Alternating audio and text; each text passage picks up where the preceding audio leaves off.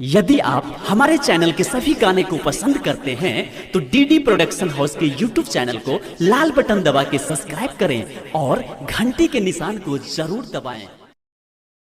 प्रेम से बोलो शिव शंकर भगवान की।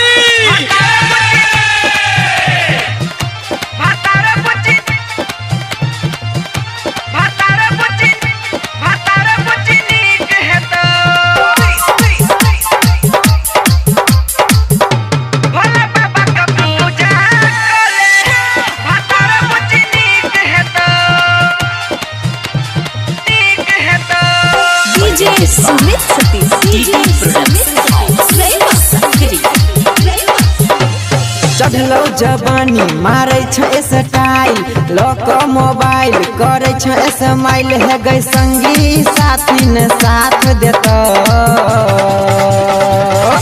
भोला बाबा का पूजा कले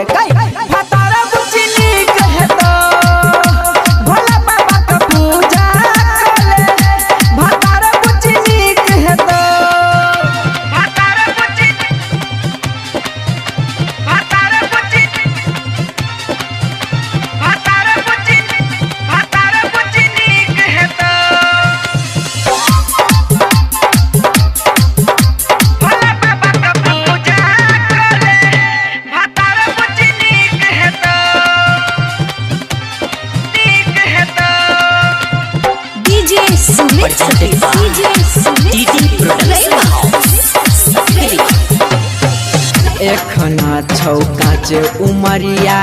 करने तू पर हे जगे बाबा छै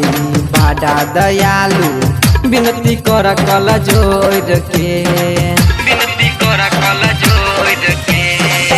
एखना छौकाच उमरिया करने तू पर हे जगे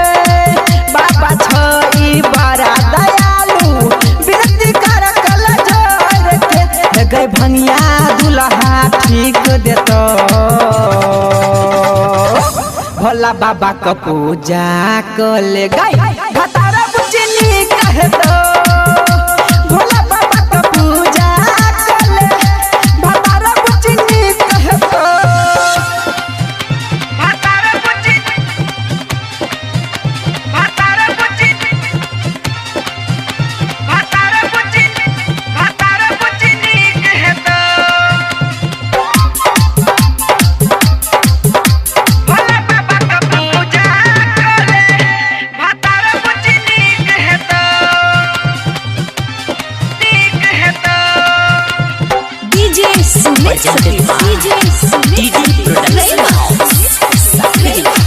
भोला बाबा के जलवा चढ़ाइले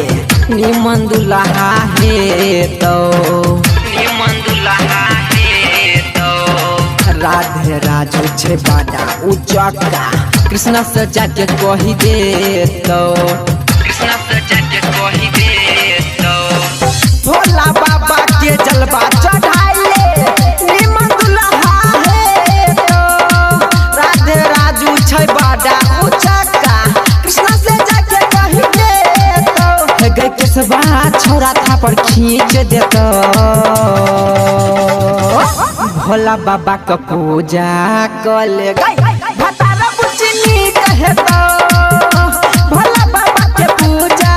कले भतारा बुचनी कहतो चढ़लो जवानी मारे स्टाइल लोक मोबाइल करे स्माइल है गई संगी साथी ने साथ देतो भोला बाबा का पूजा कले गई भतारा बुचनी कहतो भोला बाबा का पूजा कले भतारा बुचनी कहतो। Recording by DD production house Sakri 97 084 45 722।